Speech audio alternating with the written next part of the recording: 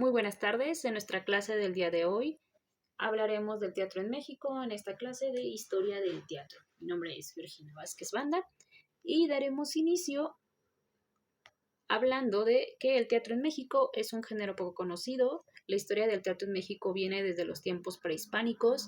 Las obras teatrales fueron creadas con fines religiosos. Estas se convirtieron en una manera de expresar historias y aventuras por muchos, transformándose en el arte de entretenimiento que conocemos hasta el día de hoy. Y daremos inicio en la historia con el teatro prehispánico. Se conoce como teatro prehispánico a las diferentes manifestaciones culturales, como lo son las danzas, los cantos, la música, la poesía y rituales de carácter religioso por parte de los pueblos indígenas antes de la ocupación española y su posterior proceso de cristianización coercida, claro está. Y muy bien, en la época prehispánica, el teatro data de los ritos ancestrales cuando se agregó al canto y la danza, la adoración a los dioses a través de las representaciones que contaban las leyendas y mitos de los dioses mexicanos que ya no solo pertenecían a la tradición oral. La principal razón de conocer las tradiciones de los antiguos pueblos indígenas como una forma de teatro radica en su carácter interpretativo, su valor histórico-social, su influencia sobre la sociedad secular y su profunda penetración en la cultura de cada sociedad.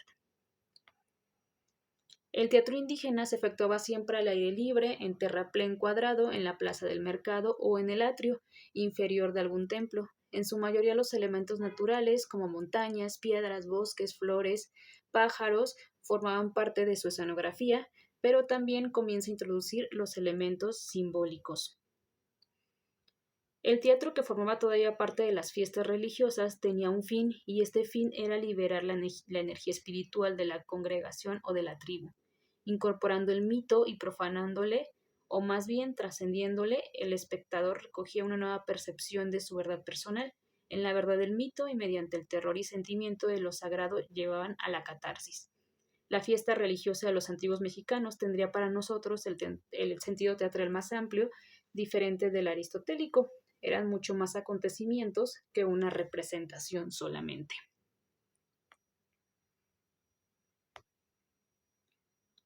Y bueno, el teatro náhuatl, como el teatro griego o egipcio, hindú o japonés de origen religioso, estrechamente unido con el ciclo agrícola, la danza, el canto y la música y la acción dramática no tienen un límite bien definido que separara un género de otro. Todo formaba una mezcla en la que los elementos mágicos convivían en perfecta armonía con elementos de teatro burlesco y al lado de las danzas en honor de los dioses que se desarrollaban.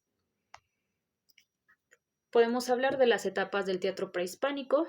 En ellas, como ya habíamos hablado, la danza, los cantos y las representaciones eran en honor a los dioses. Las clases de actuación cómicas y diversión ejecutadas por quien hoy llamaremos titiriteros, juglares y aún prestidigitadores. Se escenificaban los mitos y las leyendas nahuas. Podemos decir ahora que eran comedias o dramas con un argumento relacionado con problemas de la vida social y familiar. Y así llegamos al teatro durante la conquista. Hacia 1524 en España, el teatro ya tenía una tradición de representaciones en torno a la iglesia. Por su parte, como habíamos hablado, el mundo indígena de América vivía un rito teatral zoomorfista perpetuo en las fiestas en honor de sus deidades a lo largo del año. Durante todo el año encontrábamos diferentes fiestas en honor a cada uno de sus dioses, como fuese aconteciendo. Durante la conquista de América, el teatro se convirtió en un instrumento esencial para la evangelización de los pueblos autóctonos, un instrumento compuesto por elementos escénicos que fueron utilizados por los frailes para componer un espectáculo. Estas fiestas autóctonas, que se realizaban antes de la llegada de los españoles, tenían un carácter catártico y festivo, como ya lo habíamos visto, y bueno, el cambio durante la conquista, los espectáculos representacionales adquieren un sentido didáctico religioso, con una característica muy especial. Al mismo tiempo que por medio del teatro se va enseñando la cosmogonía cristiana, se va desplazando la cosmogonía indígena. Entonces, al momento de llegar los españoles a conquistarnos, pues también utilizaron estos elementos del teatro para poder hacerlo de una manera pues más fácil. Y esto pues ocurrió a través de imágenes, sonidos y plasticidad. Los frailes pues imitaban de tal modo a los indígenas que estos sin dudarlo adoptan casi de inmediato el cristianismo como único dogma religioso. El teatro, por lo tanto, fue el medio eficaz para propagar la fe católica e incorporar al vencido al reino vencedor.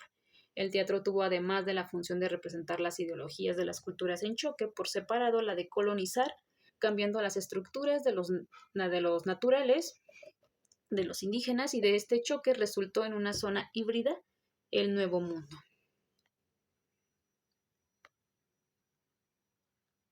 Llegamos al teatro durante el virreinato.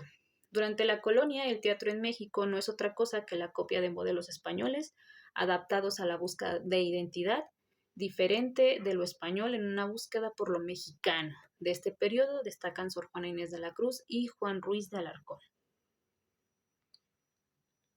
El teatro durante el siglo XVIII. En el teatro novohispano en el siglo XVIII cobija una comunidad variopinta de comediantes. Emprende la semisecularización respecto a la Iglesia. Cuenta con el apoyo de virreyes, atentos al fenómeno teatral como Bernardo de Galvez, crea normas y reglamentos y padece censura semejante a la que sufre el teatro peninsular. Durante el siglo XIX, el teatro representó en México, como en muchos otros países, algo más que un entretenimiento de evasión. Era realmente el centro de las actividades de convivencia social de diversas clases, el lugar desde donde muchos intelectuales querían formar a sus espectadores para volverlos ciudadanos. Escuela de costumbres, tribuna de ideologías, catalizado. El teatro en la Revolución. La Revolución dio al teatro un sinnúmero de temas, en el que los dramaturgos frecuentemente encuentran nuevas ideas que pueden expresar la grandeza y la dignidad del hombre o su miedo y fragilidad. También significa una toma de conciencia, el reconocimiento de temas propios del país. El arribo de un nacionalismo es la base sobre la cual podía alcanzar importancia e interés en plano internacional. Por medio del teatro en esta época surgen personajes como la borrachita de barrio, el policía tonto y abusivo, el pelado cínico, ingenioso, el güero de ideas, el indio ladino. Entre los autores que hay que recordar por su participación en la Revolución Mexicana están Carlos Ortega, José F. Elizondo, Luis Echeverría y Francisco Benítez. El teatro después de la Revolución. Surgió el grupo de los 7 autores. Lucharon contra lo rutinario en la escena, contra los estrenos exclusivos de autores extranjeros y lograron permanecer en escena varios meses. El género chico continúa con éxito y se consolidan cómicos como Roberto Soto, Joaquín Pardavé, Delia Magaña, Cantinflas y Tintán. El teatro chico es esencial a la nueva sociedad de generales, políticos, intelectuales, hacendados, exporfiristas, arruinados, aventureros, artistas, idealistas amargos, oportunistas, críticos, compositores y radicales.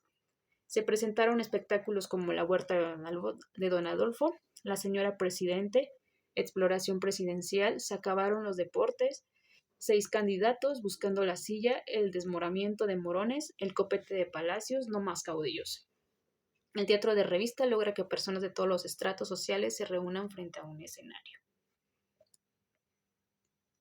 Y el teatro de los contemporáneos. Surgen bajo la protección de Vasconcelos, secretario de Educación. Son un proyecto de cultura contemporánea en contradicción con la realidad mexicana. Los autores de esta época son Javier Villaurrutia, Gilberto Owen, Salvador Novo, Antonieta Rivas, Mercado Celestino, Gorostiza. En el teatro de orientación se crea el teatro experimental.